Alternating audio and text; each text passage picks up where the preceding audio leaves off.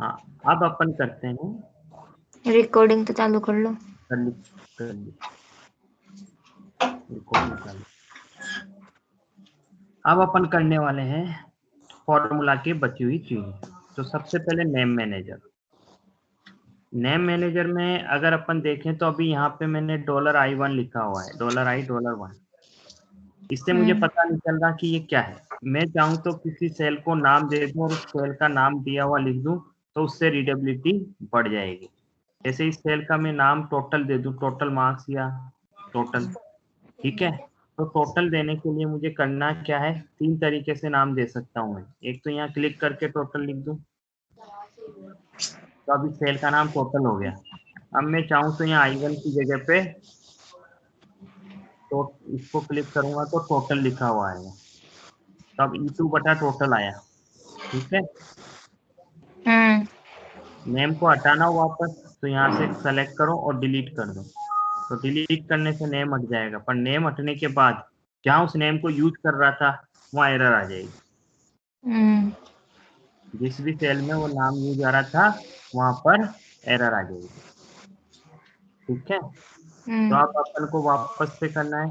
तो नेम देने का दूसरा तरीका, नेम जाओ, न्यू, किस सेल को नाम देना है, I1 को क्या नाम देना है, टोटल, ठीक है। क्लोज। तो देखो फिर से सही हो गया एरर। जो एरर आई थी यहाँ पे नेम, वो वापस सही हो गई, है ना। तो इस तरह से 2 तरीके से। और तीसरा तरीका डिफाइन नेम से होता है। डिफाइन नेम में जाओ और फिर नाम दे दो। तो इस तरह से अपन किसी भी सेल का नाम दे सकते हैं। सिलेक्शन का भी नाम दे सकते हैं करके, और उसका नाम भी दे सकते हैं। तो टॉप रो को नाम देना है, तो ये क्रिएट फ्रॉम सिलेक्शन किया, और टॉप रो को नाम देना है तो टॉप रो को नाम देंगे, तो ये नाम आ जाएंगे सारे। अब ये देखो सबको नाम आ गए, ठीक है। ऐसे तो अपन ऐसे सबके नाम भी दे सकते हैं। तो ये था आपका नाम देने का तरीका।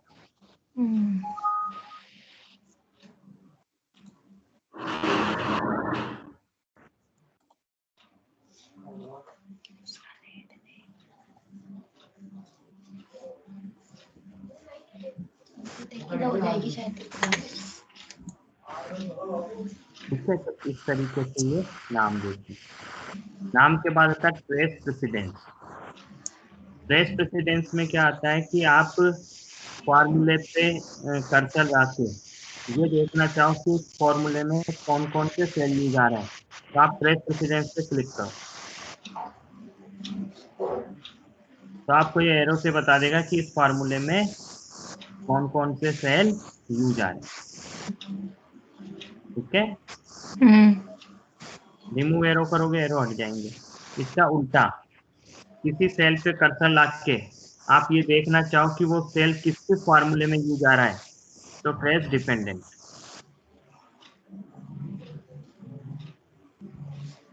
कोई सेल किस किस फॉर्मूले में यूज आ रहा है, वो ट्रेस डिपेंडेंट। तो किसी फॉर्मूले में कौन कौन से सेल यूज आ रहे हैं, वो ट्रेस प्रेसिडेंट,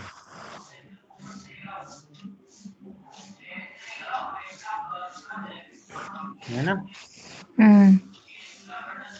तो इस तरह से अपन किसी सेल में कौन कौन से, किसी फार्मूले में कौन कौन से सेल यूज आ रहे हैं वो ट्रेस प्रेसिडेंट, और किसी सेल में कौन कौन से कोई सेल किस किस फार्मूले में यूज आ रहा है वो ट्रेस डिपेंडेंट, ठीक है।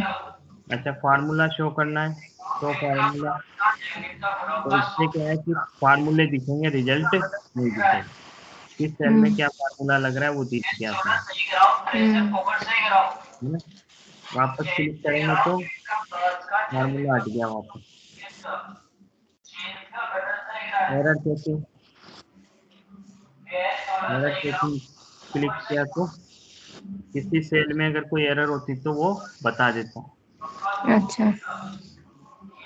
इवेल्युएट फार्मूला, ये स्टेप बाय स्टेप बताएगा इवैल्यूएट करके। पहले जैसे E2 पे E2 की वैल्यू रखी, I1 ये में क्या I1 की बताएगा? वैल्यू रखी। एक एक स्टेप सोल्व कर देगा फार्मूले को स्टेप बाय स्टेप। फिर ये अच्छा। डिवीजन से ये आया, फिर 100 से मल्टीप्लाई होके ये आया। हम्म। किसी भी फार्मूले का जो रिजल्ट है वो एक एक करके इवेल्युएट करेगा। जैसे A10 पे वैल्यू रखी शिवा, L1 पे उस पर फर्स्ट ये आ गया। तो ये स्टेप बाय स्टेप पूरा सोल्व करेगा। ये देखो B2 में वैल्यू रखी, C2 में रखी, D2 में रखी, उनका सम किया, फिर D2 में रखी, फिर उनका जोड़ा। तो एक एक फार्मूले की स्टेप बाय स्टेप एग्जीक्यूशन बताएगा। वॉच विंडो में जाके अपन किसी भी सेल की वैल्यू को चेक कर सकते हैं कि अभी उसकी वैल्यू एक एक स्टेप में क्या चेंज हो रही है। डिलीट पास से बाद हटा सकते हैं। Calculation option, by default calculation option automatic होता है।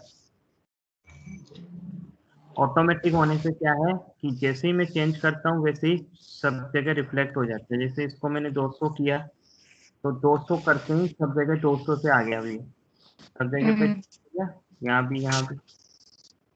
लेकिन यदि मैं कैलकुलेट ऑप्शन को मैनुअल कर दूं और अब चेंज करूंगा तो रिफ्लेक्ट नहीं होगा। ये देखो अब चेंज नहीं हुआ कुछ भी। तो अब कैसे चेंज होगा? अब चेंज करने के लिए कैलकुलेट नाउ या कैलकुलेट शीट पर क्लिक करेंगे तब चेंज होगा। अच्छा। यानी फार्मूले में जैसे ही चेंज करेंगे वैसे ही चेंज नहीं होगा। अब कैलकुलेट करवाएंगे तब कैलकुलेट होएगा। तो कैलकुलेट नाउ करेंगे तो पूरी इस वर्कबुक का चेंज हो जाएगा, और कैलकुलेट शीट करेंगे तो सिर्फ इसी शीट के फार्मूले कैलकुलेट होंगे। तो ये क्लिक किया तो देखो ये हो गया चेंज। ठीक है, तो ऑटोमेटिक करने से ऑटोमेटिक चेंज होता है, और मैनुअल करने पर जब अपन कैलकुलेट करते हैं तब कैलकुलेट होता है। तो ये था फार्मूला टैब। तो आज फार्मूला टैब समाप्त कर दिया। अगली क्लास में करेंगे डेटा टैब।